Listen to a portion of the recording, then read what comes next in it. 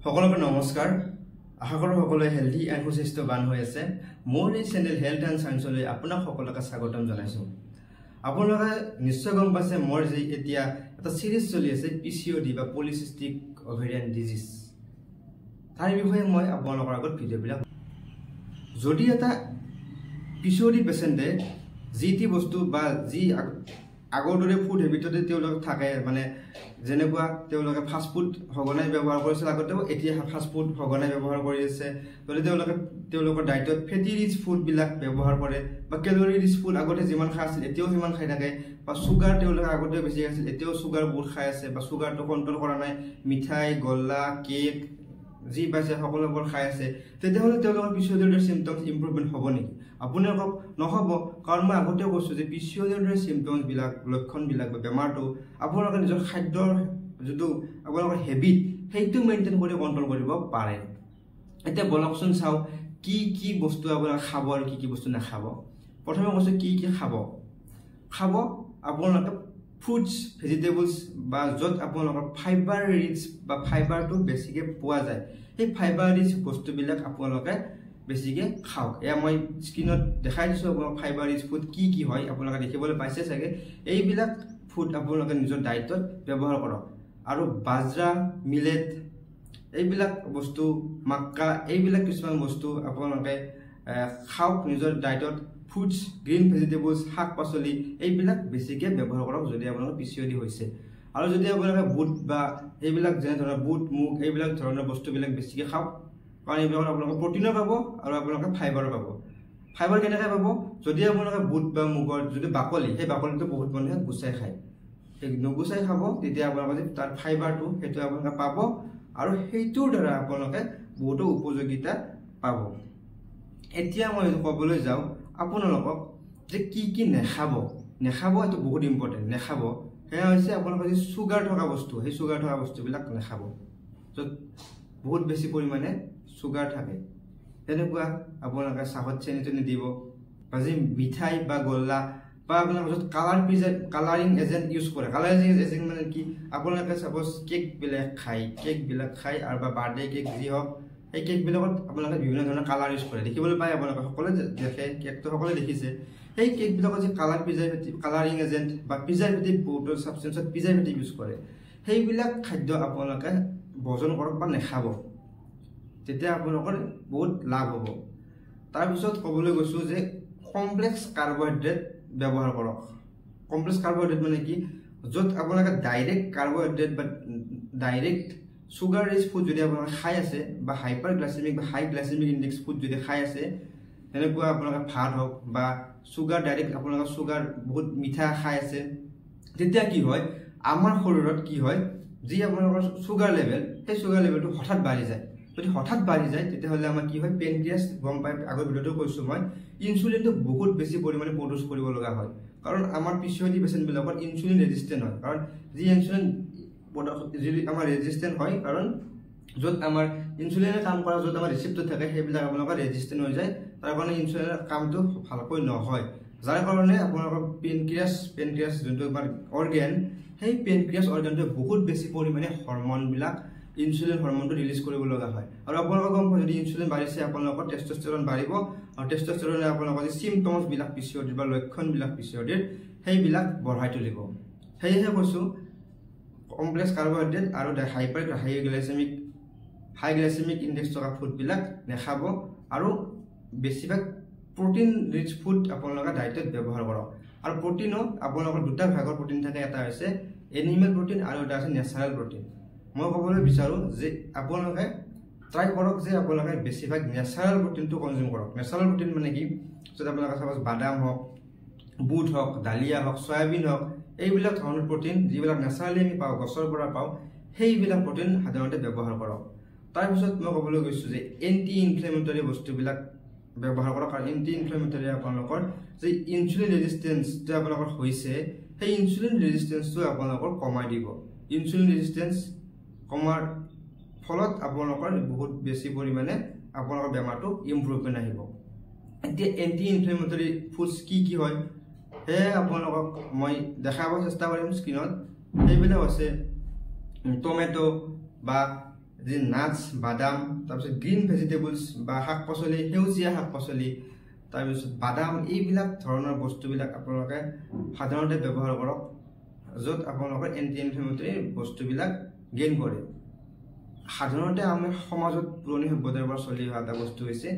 হালধি এই হালধিত বহুত পৰিমাণে এণ্টি ইনফ্লেমেটৰী বা য'ত আপোনালোকৰ শৰীৰৰ ইনফ্লেমেশ্যনবিলাক কমাই ৰখা এটা গুণ থাকে সেই হালধিটো বহুত বেছি ইম্পৰ্টেণ্ট আমাৰ শৰীৰৰ কাৰণে তাৰপিছত মই ক'বলৈ গৈছোঁ সেয়া হৈছে আইৰণ ৰিচ ফুড কাৰণ আপোনালোকে গম পাইছে যদি আপোনালোকৰ PCOD হৈছে তেতিয়াহ'লে আপোনালোকৰ যি হিমোগ্লোবিন লেভেল শৰীৰত সেই হিমোগ্লোবিন লেভেলটো কমি যায় বা ব্লাড যি আপোনালোকৰ ব্লাড সেই ব্লাডটো কমি যায় যদি ব্লাডটো কমি যায় তেতিয়াহ'লে আপোনালোকৰ যি আইৰণ সেই আইৰণটো আপোনালোকৰ শৰীৰৰ কাৰণে বহুত ইম্পৰ্টেণ্ট হৈ যায় যদি আপোনালোকৰ আইৰণটো ইম্পৰ্টেণ্ট হয় আপোনালোকে আইৰণ টেবলেট ল'ব পাৰে iron and folic acid tablet আপোনালোকে ডক্টৰে প্ৰিছক্ৰাইব কৰেই সাধাৰণতে আৰু যদি আপোনালোকে নেচাৰেলি আইৰণটো ল'ব বিচাৰিছে আইৰণ ৰিচ ফুডবিলাক খাওক স্ক্ৰীনত মই দেখাই দিছোঁ আইৰণ ৰিচ ফুডবিলাক কি হয় সেয়া হৈছে আপোনালোকৰ গ্ৰীণ ভেজিটেবলছ শাক পাচলি তাৰপিছত কণী এইবিলাক ধৰণৰ কিছুমান বস্তু য'ত আপোনালোকৰ আইৰণটো মানে বহুত হাই পৰিমাণে থাকে আৰু আপোনালোকে এইবিলাক ব্যৱহাৰ কৰি আপোনালোকৰ আইৰণ লেভেলটো শৰীৰত মেইনটেইন কৰিব পাৰিব আৰু মেইনটেইন কৰিলে আপোনালোকৰ যি ব্লাড ৰিলেটেড প্ৰব্লেম বা হিমোগ্লোবিন কম হোৱা প্ৰব্লেম এইবিলাক সাধাৰণতে কমিব বা কমাটো দেখিবলৈ পোৱা যাব তাৰপিছত magnesium is very important for PCOD patient magnesium rich ফুডবিলাক আপোনালোকে গম পোৱাটো সেইকাৰণে বহুত বেছি প্ৰয়োজন মেগনেছিয়াম ক'ত থাকে আপোনালোকে সঘনাই খাই থকা এটা ফল সেয়া হৈছে কল খালে বল হয় আপোনালোকে সাধাৰণতে শুনিবলৈ পায় সঁচা কল খালে বল হয় কিন্তু কলত বহুত বেলেগ ধৰণৰ কিছুমান মাইক্ৰ' এলিমেণ্টছ থাকে যি এলিমেণ্টছবিলাক আমাৰ শৰীৰৰ কাৰণে বহুত বেছি প্ৰয়োজনীয় বা ইম্পৰ্টেণ্ট কল হ'ল কাজু বাদাম আপোনালোকে দেখিবলৈ পায় কাজু বাদামটো এই কাজু বাদামত মেগনেছিয়াম পৰিমাণ বহুত বেছি থাকে আৰু শাক পাচলি বা গ্ৰীণ ভেজিটেবলছ সেউজীয়া শাক পাচলি বা শাক আপোনালোকে যি খায় সেই শাকবিলাক খাওক কাৰণ শাক খালে কি হ'ব আপোনালোকৰ শাকত মেগনেছিয়ামো থাকিব আইৰণো থাকিব তেতিয়াহ'লে আপোনালোকে দুটা বস্তু বা বহুত বেছি বেলেগ ধৰণৰ এলিমেণ্টো থাকে যিবিলাক আমাৰ শৰীৰৰ কাৰণে বহুত বেছি প্ৰয়োজন সেইবিলাক এলিমেণ্ট থাকিব তেতিয়াহ'লে আপোনালোকৰ বহুত বেছি লাভ হ'ব কাৰণ যি এলিমেণ্ট ডিফিচিয়েঞ্চি আছে সেইবিলাক আপোনালোকৰ শৰীৰত গেইন হৈ যাব তাৰপিছত মই ক'বলৈ গৈছোঁ যে গ্ৰীণ টি আপোনালোকে গম পাইছে গ্ৰীণ টি এটা টি পায় সেই টিটো আপোনালোকে কনজিউম কৰক কাৰণ টি আপোনালোকে চেনি নিদিয়াকৈ ব্যৱহাৰ কৰক কাৰণ সেই টিটোৰ বা গ্ৰীণ টিৰ এটা উপকাৰিতা আছে সেইটো হৈছে যি আপোনালোকৰ শৰীৰত PCOD হ'লে ইনচুলিন ৰেজিষ্টেণ্ট হৈ যায় বাৰে কৈছোঁ এটা টাৰ্ম সেইটো হৈছে ইনচুলিন ৰেজিষ্টেণ্ট সেই ইনচুলিন ৰেজিষ্টেণ্টটো যদি হৈ যায় তেতিয়াহ'লে আপোনালোকৰ গ্ৰীণ টিটো আপোনালোকক সেইটো ইনচুলিন ৰেজিষ্টেণ্ট সেইটো প্ৰব্লেমৰ পৰা আপোনালোকক কিছু পৰিমাণে মানে আপোনালোকক হ্ৰাস কৰিব প্ৰব্লেমটো ফেচ কৰা তাৰপিছত মই আগতেও কৈছোঁ আপোনালোকে যে হালধিৰ বহুত উপকাৰিতা আছে সি এণ্টি ইনফ্লেমেটৰী উপকাৰিতা আছে আৰু তাৰ কি আছে আপোনালোকৰ ইনচুলিন ৰেজিষ্টেঞ্চৰ ক্ষেত্ৰতো তাৰ বহুত কাম আছে সেয়েহে আপোনালোকে যিমান পাৰে সিমান আপোনালোকৰ দায়িত্বত হালধি প্ৰয়োগ কৰক বা হালধি আপোনালোকে ব্যৱহাৰ কৰক কাৰণ হালধি আপোনালোকৰ ইনচুলিন ৰেজিষ্টেঞ্চ আৰু ইনফ্লেমেশ্যন হৈ আছে সেইবিলাক কমাই দিব তাৰপিছত লাষ্টত বা শেষত মই ক'বলৈ গৈছোঁ যে জিংক এটা আমাৰ শৰীৰত বহুত বেছি ইম্পৰ্টেণ্ট এলিমেণ্ট হয় জিংক ছাপ্লিমেণ্ট পিল পায় কিছুমান জিংকৰ সেয়াও ল'ব পাৰে বা কিছুমান ফুডো পায় যেনেকুৱা আমাৰ মেৰাইন ফুড বা কিছুমান নাট জাতীয় বস্তু মানে বাদাম বা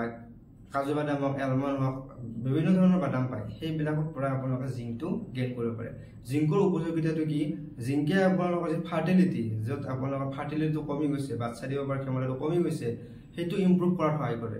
তাৰপিছত যি আপোনালোকৰ PCODৰ কাৰণে এল'পেচিয়া বা মেল পেটাৰ্ণ বাৰ্ডনেছ বুলি কওঁ বা অসমীয়া যদি ক'বলৈ যাওঁ যদি আপোনালোকৰ হেয়াৰ ফল কাৰণ PCOD মই চিমটমছত বা লক্ষণত কৈছোঁৱে যে PCOD হ'লে আপোনালোকৰ কি হয় হেয়াৰ ফল হ'বলৈ আৰম্ভ কৰে মূৰৰ চুলি সৰিব আৰম্ভ কৰে যদি সেই মূৰৰ চুলিটো সৰিবলৈ প্ৰিভেণ্ট কৰিব বিচাৰিছে তেতিয়াহ'লে জিংক ছাপ্লিমেণ্টে আপোনালোকৰ শৰীৰৰ কাৰণে বহুত বেছি এটা ইম্পৰ্টেণ্ট ছাপ্লিমেণ্ট হয় তো আপোনালোকে যিমান পাৰে সিমান আপোনালোকৰ খাদ্য বস্তুত জিংক ব্যৱহাৰ কৰক আৰু এইটো আপোনালোকৰ ইমিউনিটিও বুষ্ট কৰিব